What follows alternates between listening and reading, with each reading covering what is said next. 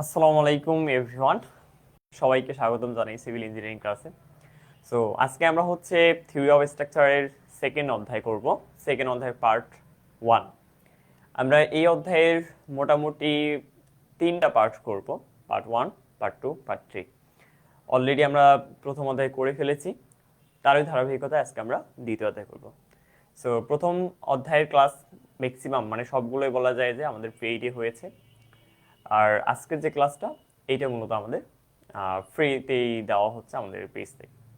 So যারা fifth semester থেকে দেখতেছো তারা অবশ্যই আমাকে জানাবা যে তোমরা কারা কারা ফিফথ সেমিস্টার সিভিল ডিপার্টমেন্ট থেকে দেখতেছো, আর আমি একটু লিঙ্কটা তোমাদের মাঝে শেয়ার করে দিই। হুম, আজকে আমরা খুবই ইম্পর্টেন্ট এবং এত বেশি ইম্পর্টেন্ট যে বলার মতো না, তোমাদের সামনে মিড টার্ম পরীক্ষা।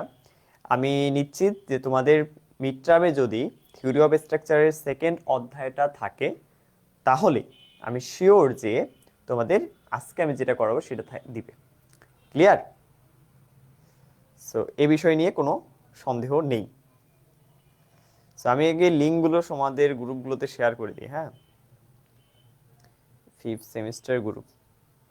সো অলরেডি আলহামদুলিল্লাহ আমাদের ফিফথ সেমিস্টার এর স্টুডেন্ট প্রায় হয়ে গেছে প্রায় 150-ও বেশি। তো তোমরা যারা এখনো ইনরোল করনি ইনরোল করে নিতে পারো। ওকে, সো ক্লাস স্টার্ট করে দেবো একটু পরেই।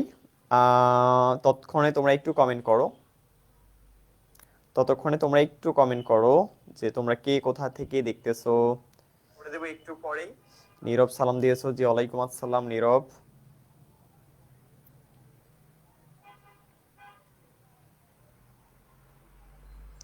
আচ্ছা, আমি এটা লিঙ্কটা শেয়ার করে দিচ্ছি সবার মাঝে। ওকে,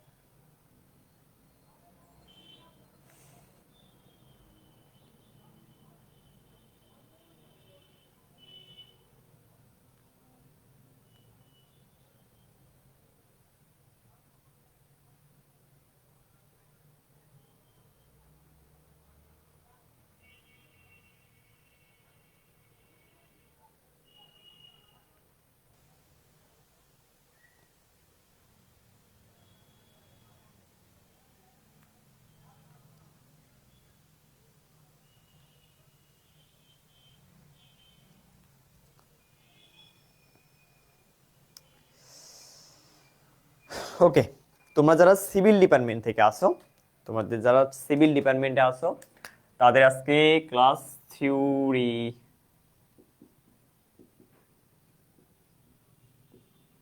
স্ট্রাকচার, খুবই পছন্দের একটা সাবজেক্ট আমার এইটা। থিওরি অফ স্ট্রাকচার এবং স্ট্রাকচার মেকানিক্স এই দুটোই পছন্দের। ওকে, সো আজকে আমরা দুই অধ্যায় করাবো। তো আজকে আমরা যেটা পড়াবো সেটা হচ্ছে যে প্রমাণ করো। অলরেডি তোমরা যারা পেইডে আসো তাদের কিন্তু হ্যান্ড নোটটা আমি তোমাদের হোয়াটসঅ্যাপে দিয়ে দিছি, যে সরি এফ ইকুয়াল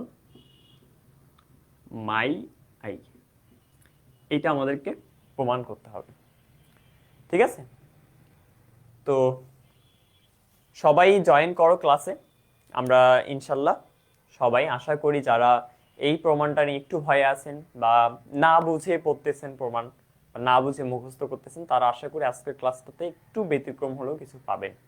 ওকে, তো আমরা যারা জয়েন করেছি ক্লাসটাতে সবাই একটু আমরা ফ্রিতে যেহেতু লাইভটা করতেছি, সবাই একটু আমরা আমাদের যে শেয়ার অপশন আছে সেই শেয়ার অপশনে গিয়ে লাইভটা আমরা শেয়ার করে দিই। ঠিক আছে, সো সবাই আমরা লাইভটা একটু শেয়ার করে দিই।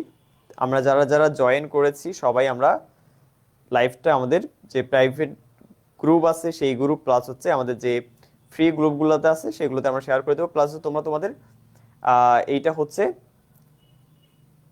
টার্ম লাইনে হচ্ছে পোস্ট করতে পারো। যদিও আজকে আমি জানাইনি যে আজকে তোমাদের ক্লাস হবে, ভাবলাম যে আজকে প্রমাণটা একটু ইম্পর্টেন্ট, সবার উদ্দেশ্যে এটা ফ্রি করেই দিই। ঠিক আছে, আচ্ছা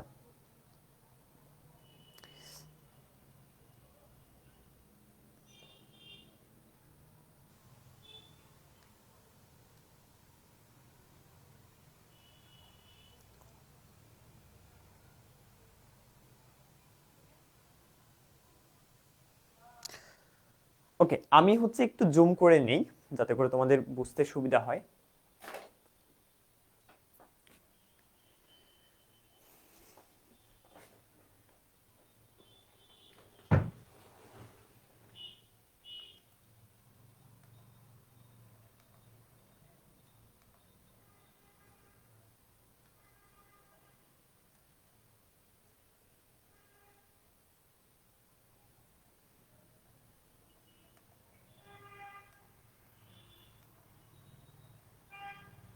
ওকে, এখন দেখো আমাদের প্রমাণটা দেখো, এফ ইকুয়াল হচ্ছে এম ওয়াই ডিভাইডেড বাই হচ্ছে আই।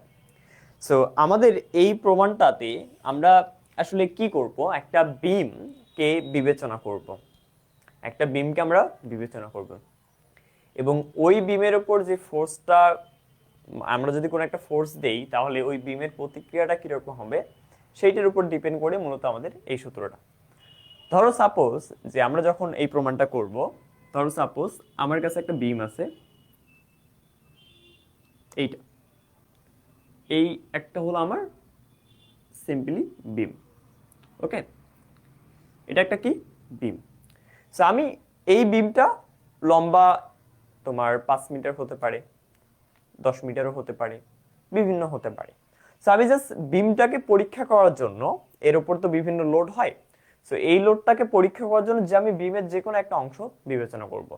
তা আমি ধরলাম যে বিমের আমি এই অংশটা থেকে, এখান থেকে আমি এতটুকু অংশ বিবেচনা করব। ঠিক আছে, আমি এটার নাম দিলাম এ বি সি ডি। এটা আমি বিমের একটা অংশ বিবেচনা করলাম। তো আমি এই অংশটা যেটা বিবেচনা করলাম, এই অংশের সাপেক্ষে প্লাস এই বিমের সাপেক্ষে আমরা কিন্তু এখানে একটা মানে মিডিল লাইন পাবো।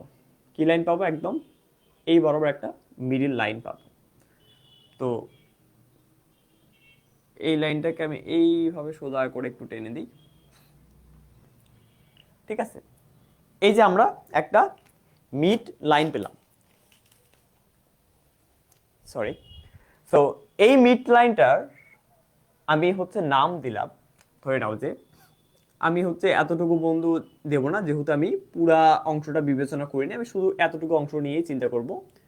তোমরা হচ্ছে স্কেল দিয়ে কিন্তু সুন্দর করে অঙ্কন করবা। আমার একটু যদি বা বাঁকা হয়, বাঁকা হচ্ছে, তোমরা এটা স্কেল দিয়ে ড্র করবা। আরো বাঁকা হইল রে। নাম দিলাম হচ্ছে এন এ। ঠিক আছে, নাম কি দেবো আমরা? এটার নাম দিলাম হচ্ছে আমরা এন এ। ঠিক আছে,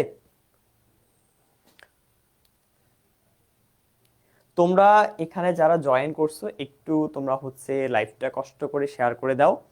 আজকের ক্লাসটা হচ্ছে না জানিয়ে এসেছি, পরবর্তীতে কিন্তু যারা ক্লাসটা করবা তারা হচ্ছে এই ক্লাসটা দেখে অনেকটা উপকৃত হবে। সো আমরা এই যে একটা এখানে রেখা টানলাম, এই রেখাটার নাম হচ্ছে নিরক্ষরেখা বা নিরক্ষ অক্ষ। তো এই নিরক্ষ অক্ষটা ঠিক কি হয়? মাঝ বরাবরই হয়, কিন্তু এটা কিন্তু একটা বিম, একটা কলাম, যে কোনো একটা জায়গায় কিন্তু এই রেখাটা থাকে। তো এইটার নাম দিলাম হচ্ছে কি রেখা? নিরক্ষরেখা এন এ। এবং এই নিরক্ষরেখার সমান্তরাল আমি একটা ক্ষুদ্র ফালি বিবেচনা করব। এখন প্রমাণ করতে গেলে দেখো বিভিন্ন ধরনের কিন্তু বিষয় আগে থেকে ধরে নিতে হয়, পরবর্তীতে হয়তো তোমরা বিষয়গুলো বুঝবা। তো আমি এই এন এর সমান্তরাল করে ঠিক নিচে আমি একটা ক্ষুদ্র ফালি বিবেচনা করব এখানে, যেই ফালিটাকে আমি পি কিউ দ্বারা প্রকাশ করব। এখানে একটা আমি আমি সবচেয়ে ভালো হয় যে আমি এখানে স্কেল দিয়েই ড্র করি, তাহলে হচ্ছে এটাতে প্রবলেমটা হবে না।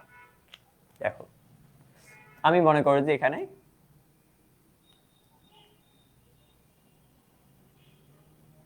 ওকে ক্ষুদ্র আরেকটি ফালি যেটার নাম হচ্ছে পি কিউ। এটা পি, এটা কিউ, এটা বিবেচনা করলাম। এইবার যখন আমার এখানে এই বিমটার উপরে কিছু লোড আরোপিত হলো, তখন এই বিমটা কি হবে? একটু এরকম বাঁকা হবে না? এতটাও বাঁকা না, বাট একটু বাঁকবে তো, 1 ডিগ্রি হলেও তো বাঁকবে নাকি? সো যতটুকু বাঁকবে আমরা যদি সেটা ধরে নেই বা সেটা বিবেচনা করি, আমি ধরলাম যে ঠিক এইভাবে বাঁকলো, বিমটা ঠিক এইভাবে বেঁকে গেছে মনে করো।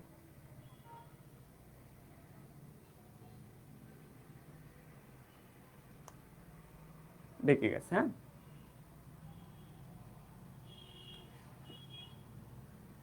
সোজা করে দেই। এটার কিন্তু চিত্র অবশ্যই অঙ্কন করতে হবে, হ্যাঁ। চিত্র অঙ্কন না করলে তুমিও বুঝবা না, তোমার স্যারও তোমার প্রমাণটা বুঝবে না। তো এই যে বাঁকা হলো বিমটা, বিমটা আগে কি ছিল এরকম একদম সুন্দর স্মুথ সোজা ছিল, বাট এখন হয়ে গেছে বাঁকা। এই বাঁকা হওয়ার ফলে এই যে রেখাটা আছে, যেটা এই যে রেখাটা, অর্থাৎ আমি যদি এতটুকু পর্যন্ত চিন্তা করি, এই যে এবি, এই এবি এই রেখাটা কিন্তু এখানে কি হয়েছে, সংকুচিত হয়েছে। কি হয়েছে এখানে, সংকুচিত হয়েছে, সংকুচিত হয়েছে, রাইট। তো দেখো তো আগে ছিল এবি কিরকম, একটু বড় ছিল, বাট এখন কি হয়ে গেছে, সংকুচিত হয়েছে। তার মানে এইটার নাম দিলাম আমি ধরো A B dash, A dash B dash. But এই যে নিচের যে রেখাটা আছে, এই রেখাটা কি হয়েছে, টেনশন ঘটছে, মানে কি হয়েছে, এই রেখাটা বৃদ্ধি পাইছে। অর্থাৎ এই যে সি আর এই যে ডি, এই দুটাকে যদি আমি নাম দিই সি ড্যাশ আর ডি ড্যাশ, সেটা কিন্তু বৃদ্ধি পেয়েছে। তোমরা যারা নোটটা পেয়েছো, তোমরা কিন্তু নোটে আমি যে কথাগুলো এখন বলতেছি সেই কথাগুলোই হচ্ছে সুন্দর করে লিখে দেওয়া হয়েছে, সেই কথাগুলোই কি করা হয়েছে, লিখে দেওয়া হয়েছে। আমরা ফার্স্ট অফ অল লিখবো যে মনে করি একটি বিমের এ বি সি একটি অংশ বিবেচনা করি, সেই এ বি সি ডি অংশে এনে একটি কি নিরক্ষ অক্ষ, যেই নিরক্ষ অক্ষের সমান্তরালে আমরা পি কিউ একটি ক্ষুদ্র ফালি বিবেচনা করি। এই বিমের উপর যদি কোনো লোড আরোপিত হয়, তাহলে এই বিমটা এখানে আমি একটা কেন্দ্র দিলাম, নাম দিলাম হচ্ছে ও কেন্দ্র। যেই ও কেন্দ্রটার সাপেক্ষে, যেই কেন্দ্র ও এর সাপেক্ষে কি করছে, একটা বৃত্তচাপ গঠন করছে। এইটা কিন্তু আজকে আমি অবশ্য পড়ালাম, তৃতীয় সেমিস্টারে যারা আছে তোমাদের কিন্তু ওই যে বৃত্তচাপ বৃত্তকলার একটা অধ্যায় ছিল হলো 4 অধ্যায় ম্যাট্রিক্স 3। সো এই যে বৃত্ত একটা কি গঠন করছে, চাপ গঠন করছে, রাইট। সো এখানে একটা কি কোণ উৎপন্ন হবে না, তো কোণটার নাম আমি কি থিটা দিতে পারি। তো একটা বৃত্ত চাপ গঠন করছে। এখন আমরা দেখলাম যে এই আগে এবি রেখার সিডি রেখা যেটা ছিল, সেটার কিন্তু দৈর্ঘ্য কি হয়েছে, পরিবর্তিত হয়েছে বা পরিবর্তন ঘটছে। এবং শুধু এইখানে একটা রেখার দৈর্ঘ্য পরিবর্তন হয়নি, সেটা কি জানো, সেটা হচ্ছে আমাদের এই নিরক্ষ রেখাটা। অর্থাৎ আমাদের এই যে এন আর এই যে এ, এইটার কিন্তু পরিবর্তন হয়নি, এটা কিন্তু পরিবর্তন হয় না। নিরক্ষ রেখার কোনো পরিবর্তন হয়নি, এটা মনে রাখবে, ঠিক আছে। নিরক্ষ রেখা আগে যেরকম ছিল এখনো ওরকমই থাকবে। তবে এখানে আরেকটা জিনিসের পরিবর্তন হয়েছে, সেটা দেখো যে আমরা এই যে ক্ষুদ্র ফালি বিবেচনা করছি, কি ফালি বিবেচনা করছি, পি কিউ। তাহলে এখানে কিন্তু সেই ফালিটা একটু এই যে বিকৃতি ঘটছে তার। আরে এই চিত্রগুলো হাত দিয়ে অঙ্কন করা ঝামেলা, তোমাদের যদি চাঁদা থাকে কারো, চাঁদা দিয়ে অঙ্কন করবা, দেখবে যে চিত্রটা দেখতে অনেক সুন্দর লাগে। বাট হাত দিয়ে এটা অঙ্কন করাটা একটু ঝামেলা। মনে করো যে একটু ভাই, একটু কষ্ট করে মনে করে নাও, হ্যাঁ, একটু কষ্ট করে মনে করে নাও যে এই যে ক্ষুদ্র যে অংশটা ধরছিলাম, এটা হচ্ছে আমাদের কি, এটা হচ্ছে আমাদের পি কিউ। তাহলে পি কিউটা এখন আমরা লিখতে পারি কি, তাহলে এইটা ছিল এন এ, এই যে এন এ, ঠিক আছে, এই অংশটা এন এ। আর এই যে আমরা ক্ষুদ্র যে ফালিটা ধরছিলাম বা ক্ষুদ্র যে অংশটা ধরছিলাম, সেটার নাম কি, পি কিউ ছিল। তাহলে সেটাকে আমি লিখতে পারি কি, পি ড্যাশ আর হচ্ছে কিউ ড্যাশ। তাহলে পি ড্যাশ আর কিউ ড্যাশের কি পরিবর্তন হয়েছে কিনা, পরিবর্তন কিন্তু হয়েছে, ঠিক আছে। ওকে, তাহলে এখন আশা করি তোমরা সেটা সুন্দরভাবে দেখতে পাচ্ছ। তাহলে এখন আমরা যেটা করব, এখন হচ্ছে আমরা মেইন প্রমাণে ঢুকবো। আমাদের চিত্র এতটুকুই, চিত্রে আর কোনো কাজ নাই। তোমরা হচ্ছে চিত্রটা এভাবে সুন্দর করে অঙ্কন করবা। চিত্র কি করছি দেখো, প্রথমে একটা বিমের অংশ চিন্তা করছি, সেই অংশটাকে যদি আমি বল প্রয়োগ করি, তাহলে বৃত্তের একটা কেন্দ্র ও যদি বিবেচনা করি, তাহলে এখানে এক ধরনের বৃত্ত চাপ গঠন হয়। তাহলে সেই চাপের এখানে নিরক্ষ রেখা হচ্ছে এন এ, এবং যে ক্ষুদ্র অংশ চিন্তা করছি সেটা হচ্ছে পি ড্যাশ আর হচ্ছে কিউ ড্যাশ, এতটুকুই। আচ্ছা, এখন দেখো আমরা এখানে যখন প্রমাণটা করব, তখন তোমরা যে নোটটা লিখছি আমি প্রথমেই, যে বর্ণনাগুলো লিখছি, সেই বর্ণনাগুলো তোমরা লিখবা। লেখার পর তোমরা যেটা করবা, তোমরা এখানে দেখতেছো দেখো যে আগে ছিল কি পি কিউ, আগে ছিল কি পি কিউ, মানে আদি দৈর্ঘ্য যদি আমি চিন্তা করি এখানে, যে আগে বিমের যে আদি দৈর্ঘ্য, এই যে বিমের যে এতটুকু আদি দৈর্ঘ্য ছিল, আদি দৈর্ঘ্য সেটা হচ্ছে আমার পিকিউ। বাট আমার এখন বর্তমানে বৃদ্ধিপ্রাপ্ত দৈর্ঘ্য, বৃদ্ধিপ্রাপ্ত দৈর্ঘ্য সেটা কত? সেটা হচ্ছে পি ড্যাশ, আরেকটা হচ্ছে কিউ ড্যাশ। তাহলে আমরা যদি এখানে দৈর্ঘ্যটা বৃদ্ধি পাই, তাহলে আমরা কি লিখতে পারি না যে বিকৃতি ঘটছে এখানে? কি এই বিমে কি এখানে বিকৃতি ঘটেনি? তাহলে বিকৃতিকে আমরা সাধারণত কি দ্বারা প্রকাশ করি? আমরা সাধারণত ই কিংবা ডেল দ্বারা বিকৃতিকে কিন্তু প্রকাশ করে থাকি। তো আমি এখানে ই ব্যবহার করলাম, ঠিক আছে? তাহলে ই ইকুয়াল আমরা কি লিখতে পারি? ই ইকুয়াল আমরা লিখতে পারি যে তোমার হচ্ছে বৃদ্ধিপ্রাপ্ত, বাংলা আমি লিখতেছি বৃদ্ধিপ্রাপ্ত দৈর্ঘ্য মাইনাস হচ্ছে আদি দৈর্ঘ্য, মাইনাস কি আদি দৈর্ঘ্য, এইটা আমরা লিখতে পারি ডিভাইডেড বাই আবার আদি দৈর্ঘ্য, আদি দৈর্ঘ্য। তাহলে এখানে দেখো তো বৃদ্ধিপ্রাপ্ত দৈর্ঘ্য কোনটা? P dash Q dash, minus আদি দৈর্ঘ্য কোনটা? P Q. আর এখানে আবারও দেখো আদি দৈর্ঘ্য কোনটা? P Q. আমরা তাহলে ই ইকুয়াল এই সমীকরণটা লিখবো। ফার্স্ট অফ অল আমাদের প্রমাণের কাজ হচ্ছে আমাদের এই ইটা লাগবে। ই কেন লাগবে সেটা আমরা একটু পরে দেখবো। প্রমাণের সুবিধার্থে আমাদের আগে এই ইটা লাগবে, অর্থাৎ এই যে বিকৃতিটা ঘটছে সেই বিকৃতিটা আমরা এইভাবে বের করে নেব। আশা করি তোমরা এই বিকৃতিটা বুঝতে পারছো। এখন দেখো তো আমরা যদি এখানে একটা বিষয় লক্ষ্য করি যে আমাদের দেখো এই জায়গাতে দেখো আদির কথা যদি চিন্তা করি, দেখো এই পি কিউ এর যদি আমি কথা চিন্তা করি, এইখানে দেখো তো এই এন এ রেখাটা, এই যে এন এ রেখাটার যে দৈর্ঘ্যটা, এন এ রেখাটার যে দৈর্ঘ্য বা ডিস্টেন্সটা সেটা কি এ বির সমান না? এ বির সমান। সেটা কিন্তু আরো একটা বিষয়ের সমান। কি সেটা? সেটা কিন্তু এই পি কিউ এর সমান। বুঝো নাই নাকি? অর্থাৎ দেখো এখানে যে তিনটা রেখা আছে, একটা হলো এ বি, আরেকটা হলো এন এ, আরেকটা হচ্ছে পি কিউ। এই তিনটা রেখায় কি পরস্পর সমান না এইভাবে? তাহলে পরস্পর যদি সমান হয় তাহলে আমরা বলতো এই যে পি কিউ আছে, এই পি কিউ এর পরিবর্তে এখানে যা আছে তাই থাক, পি কিউ এর পরিবর্তে কি আমরা এখানে এন এ লিখতে পারি না? আমরা কিন্তু অনায়াসে এখানে এন এ লিখতেই পারি, কারণ যেহেতু আমরা এখানে দেখতেছি যে এখানে A B equal N A, আবার এন এ ইকুয়াল হচ্ছে পি কিউ, তাহলে আমরা পি কিউ এর পরিবর্তে এন এ লিখতেই পারি। এইবার হচ্ছে একটা মজার জিনিস। মজার জিনিস কি? যে আমরা এই এন এর পরিবর্তে আবার মজার জিনিস একটা লিখতে পারি, সেটা হলো যে আর থিটা। কিন্তু মেইন পয়েন্ট হচ্ছে যে এই আর থিটাটা আসলো কোথা থেকে? N A equal R theta আসলো কোথা থেকে, রাইট? সো দেখো আমি ওইটা একটু বুঝাবো তোমাদের এই উপরের দিকে। আমি হচ্ছে অধ্যায়ের নামটা আরো একটু সাইডে লিখি। ওকে, এখানে দেখা যাচ্ছে অধ্যায় 2। ওকে, দেখো আমরা এই যে এন এ ইকুয়াল আর লিখবো, সেটা কেমনে সেটা আমি একটু বুঝাই দিচ্ছি আপনাদের। আমরা এখানে একটা ছোট্ট নোট লিখবো, আপনারা যদিও বা যারা নোট পেয়েছেন তারা এটা দেখছেন। সেটা হলো যে কোণ। যদি আমরা বৃত্তচাপের এই যে কোণগুলো নির্ণয় করতে চাই, যেমন এই যে কোণ নির্ণয় করতে চাই, বা আমি এখানে লিখতে পারতাম যে বৃত্তচাপের কোণ, এটা বেটার হতো যে এটা বৃত্তচাপের কোণ। বৃত্তচাপের কোণ ইজ ইকুয়াল, সূত্র হচ্ছে আমার যে তোমার কি এখানে হচ্ছে বৃত্তচাপের কোণ চাপের দৈর্ঘ্য, এটা সূত্র লিখে নিবা, বইয়ে নোট করে নিবা, তোমাদের এগুলো বইয়ে নাই, ঠিক আছে? চাপের দৈর্ঘ্য ডিভাইডেড বাই হচ্ছে ব্যাসার্ধ, ক্লিয়ার? তাহলে চাপের দৈর্ঘ্য ডিভাইডেড বাই ব্যাসার্ধ, আমরা এটা সূত্র মনে রাখবো। আচ্ছা সরি, এটা দেখা যাচ্ছে না তোমাদের নিচে, এখানেই লিখে দিই যেহেতু এটা লাগবে না। দেখো তোমাদের নিচটাতে আরেকটু জায়গা দিই যাতে তোমরা দেখতে পাও।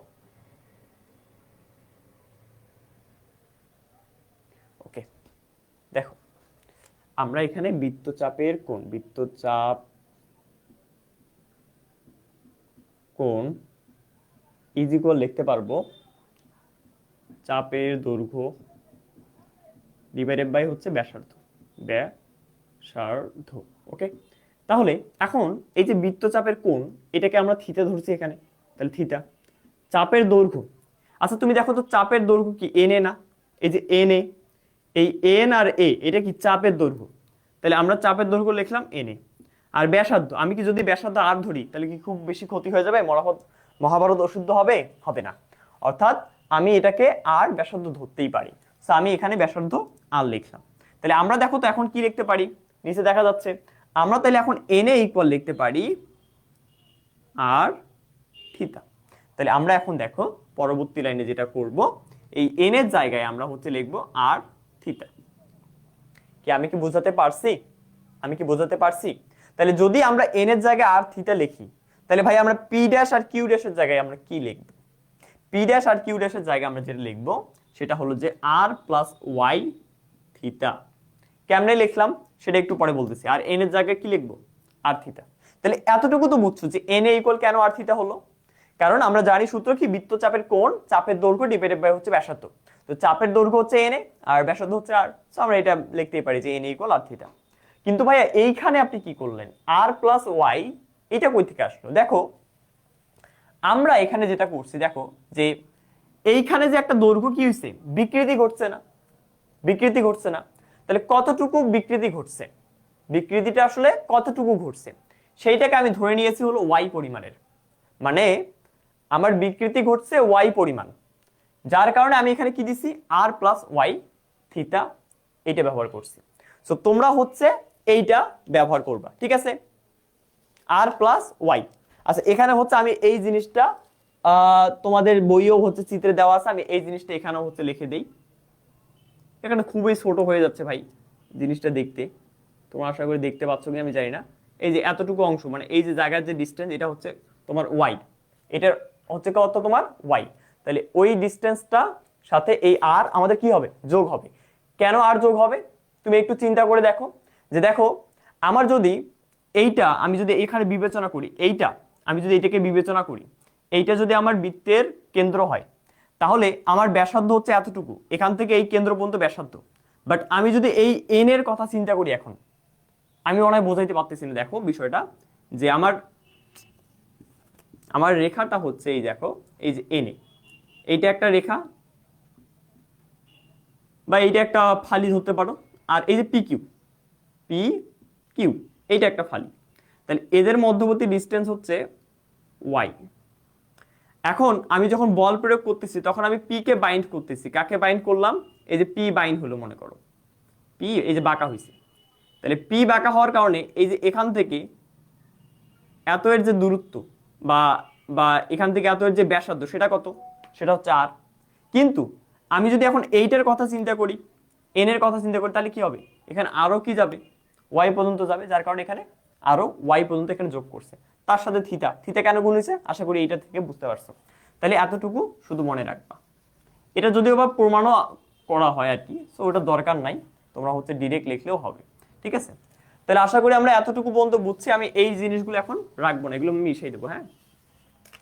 তাহলে এখন আমরা এখানে যেটা করব, গুণ করব থিটার সাথে ডিরেক্ট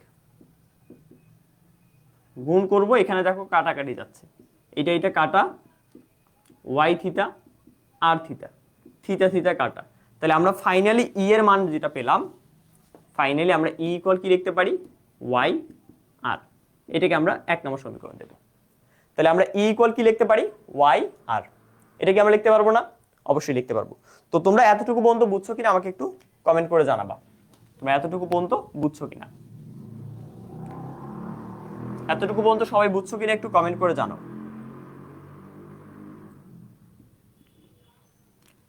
আবার আমরা দেখো তো এই ইটাকে আনার জন্য একটা সূত্র জানি। কি সূত্র? যে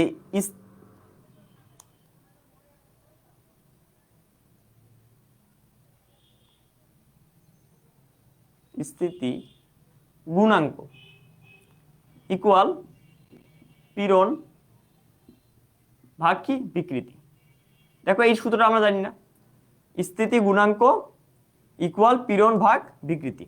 তো স্থিতি গুণাঙ্ককে এখানে হচ্ছে প্রকাশ করছে ই দ্বারা, বড় হাতের ই দ্বারা। ই ইকুয়াল, তাহলে আমরা লিখতে পারি পীড়ন, পীড়নকে প্রকাশ করছে এফ দ্বারা, আর বিকৃতিকে আমরা ই দ্বারা প্রকাশ করলাম। তাহলে আমরা এখন আবার ই ইকুয়াল কি লিখতে পারি? তাহলে বা আমরা ই ইকুয়াল লিখতে পারি না যে এফ ভাগ কি? এই বড় হাতের ই। দেখো তো যে আমাদের ই তো এটা আমরা বের করলাম জেনুয়ালি সূত্র থেকে, বাট আমরা আরেকটা সূত্র জানি যে স্থিতিস্থাপক গুণাঙ্ক বড় হাতের ই ইকুয়াল কি? পীড়ন ভাগ বিকৃতি। এটা তো আমরা পড়ছিলাম। তারপরে এই যে ইটা সেটা এখানে আনলাম, আর এই বড় ইটা আমরা নিচে নিয়ে গেলাম। তাহলে আমরা এখানকার ই ইকুয়াল কি লিখতে পারি? এফ বাই ই। তাহলে আমাদের দেখো তো এখানেও ই আবার এখানেও ই, তাহলে আমরা এখন পরবর্তী লাইনে কি লিখতে পারি? আমরা পরবর্তী লাইনে লিখতে পারি যে 1 নং ও 2 নং হতে, তাহলে 1 নং ও 2 নং হতে, এটাও যেহেতু এটাও যেহেতু ই, তাহলে আমরা y divided by R is equal লিখতে পারি f ডিভাইডেড বাই ই। এটা আমরা কিন্তু অনায়াসে লিখতেই পারি। তাহলে আমরা এইটাকে একটা সমীকরণ দেবো, এটাকে 2 নম্বর সমীকরণ দেবো আমরা, ঠিক আছে? তাহলে এবার আসো আমরা পরবর্তীতে যাব। তো তোমাদেরকে আমি কমেন্ট করতে বলছি, তোমরা এতটুকু বুঝছো কিনা। আরিয়ান বিনতে শেখ, ওকে ডান, ওকে ডান।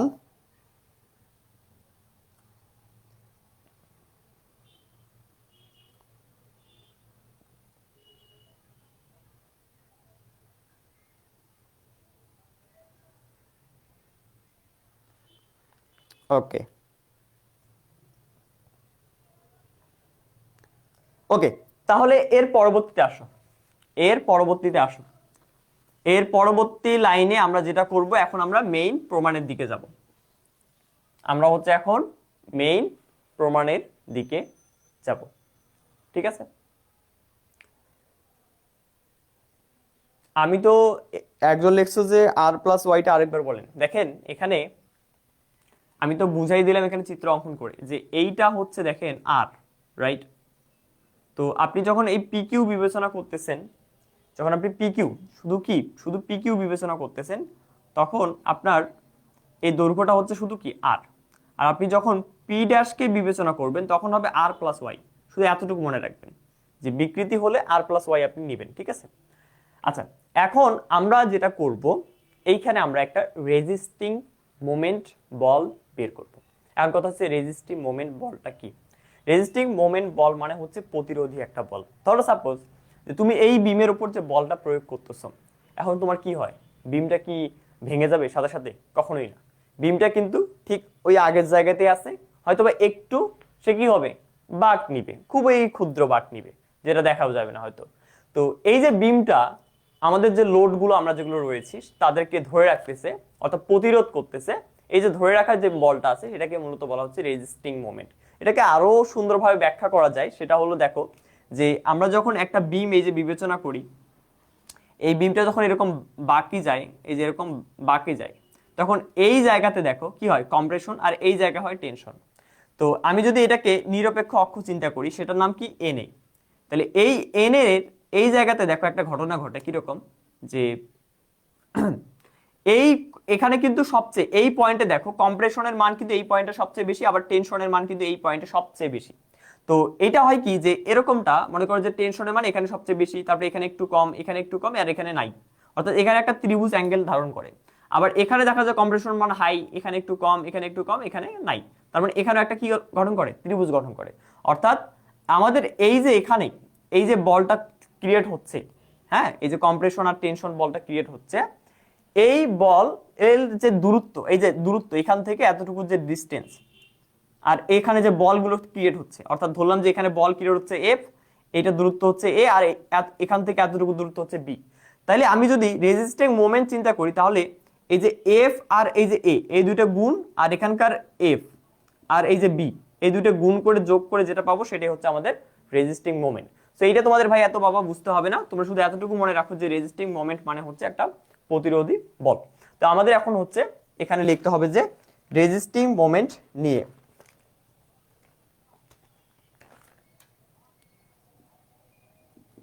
এখন বিম সেকশনে রেজিস্টিং মোমেন্ট ব্যবহার করে, আচ্ছা,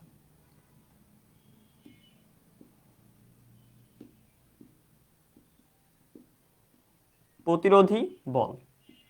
তাহলে প্রতিরোধী বল, হ্যাঁ, প্রতিরোধী বল তাহলে কি হবে? প্রতিরোধী বল হবে আমার যে ফোর্সটা এখানে ক্রিয়েট করতেছে, দেখো ভালো করে, প্রতিরোধী বল মানে কি, এইখানে যে বলটা ক্রিয়েট হচ্ছে সেটা কতটুকু ক্ষেত্রফলের উপর ক্রিয়েট হচ্ছে, সেটা যে গুণফল সেটাই হচ্ছে আমাদের প্রতিরোধী বল, অর্থাৎ F into DA. F into DA এইটা হচ্ছে আমাদের প্রতিরোধী বল হবে।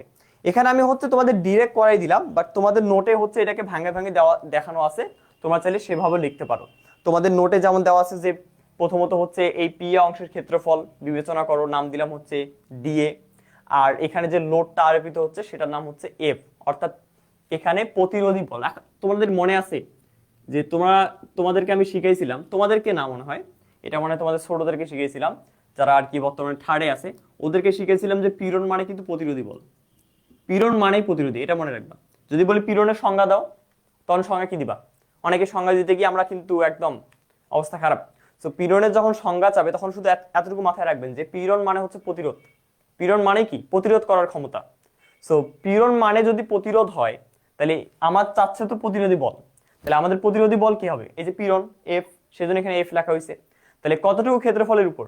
তাহলে আমি এই যে পি এবং হচ্ছে কিউ, এই যে পি এবং কিউ, এই পি এবং কিউ ক্ষেত্রফলের উপর কিন্তু ওই বলটাকে আমরা বিবেচনা করতেছি।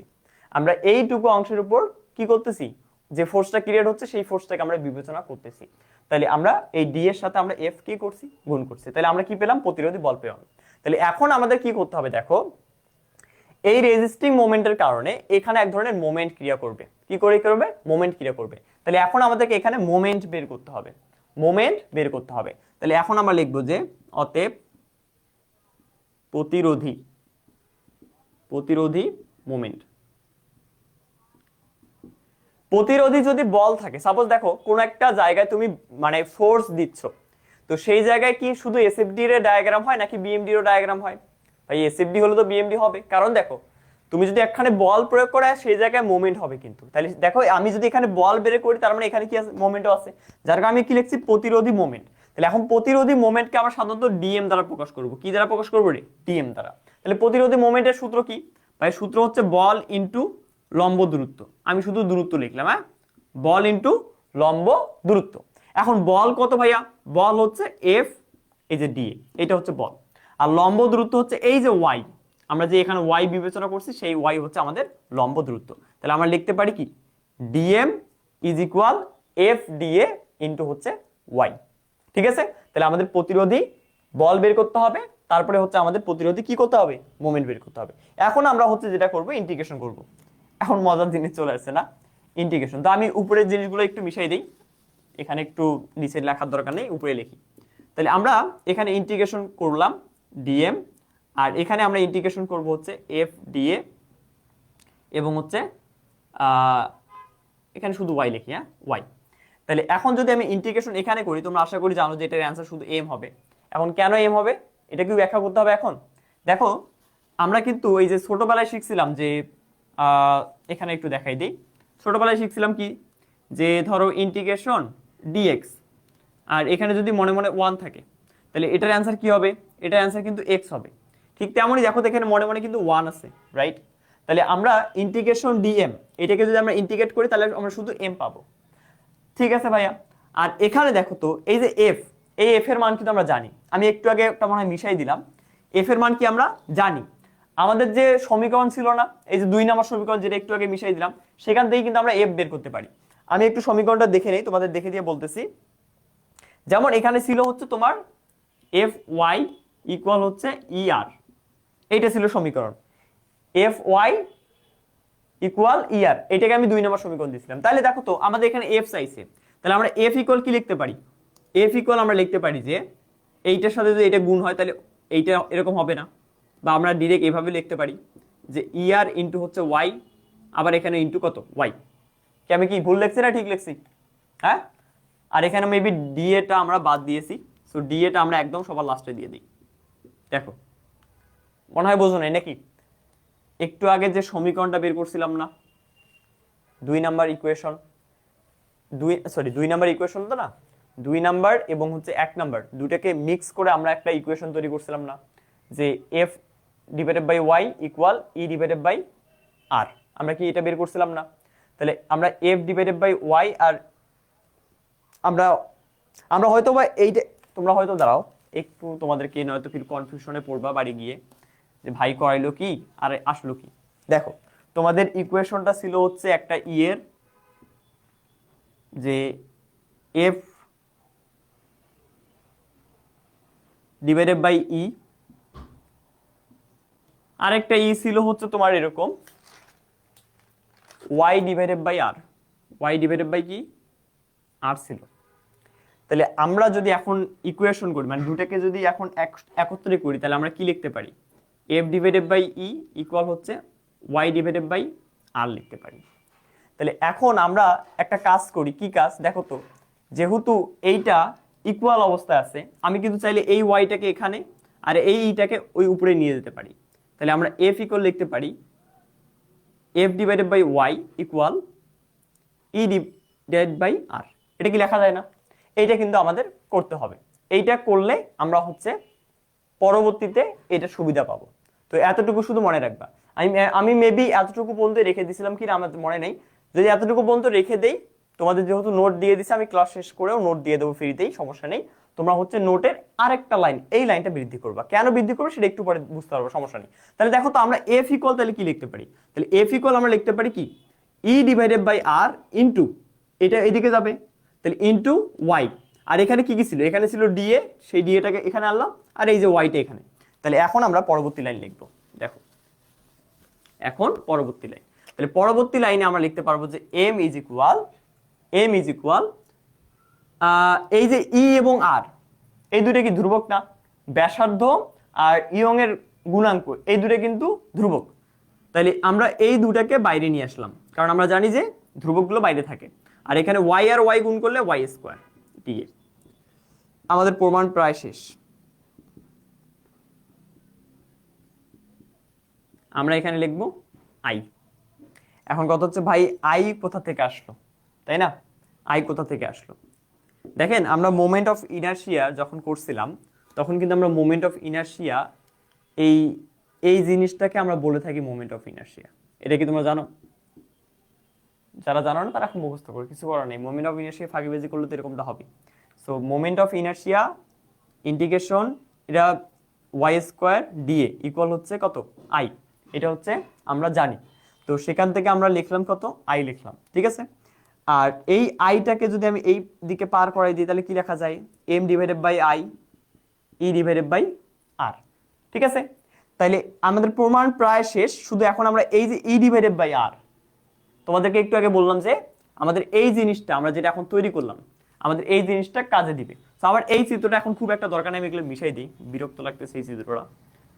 ঠিক আছে, দেখো আমি বললাম কি এই জিনিসটা আমার কি কাজে দিবে। তাহলে এই যে ই ডিভাইডেড বাই আর, সেটার মান কত? সেটার মান হচ্ছে, আমরা এখন এই সাইডে লেখা ট্রাই করি, সেটার মান হচ্ছে M divided by I equal, তাহলে ই ডিভাইডেড বাই আর এর মান হচ্ছে এফ ডিভাইডেড বাই কি? ওয়াই। দেখছো কেন কাজে লাগবে? তাহলে আমরা এইটা একটু বের করে নেব, যাতে করে আমরা এই জায়গাতে ই ডিভাইডেড বাই আর এর জায়গাতে আমরা এফ ডিভাইডেড বাই ওয়াইটা বসাই দিতে পারি। তাহলে আমরা এখন লিখতে পারি কি, যে এম এর সাথে ওয়াই যদি আমাদের লাগবে কি, আমাদের লাগবে তো হচ্ছে এফ এর মান। তাহলে এফ এর মান যদি লাগে, তাহলে এফ ইকুয়াল কি রাখা যায়?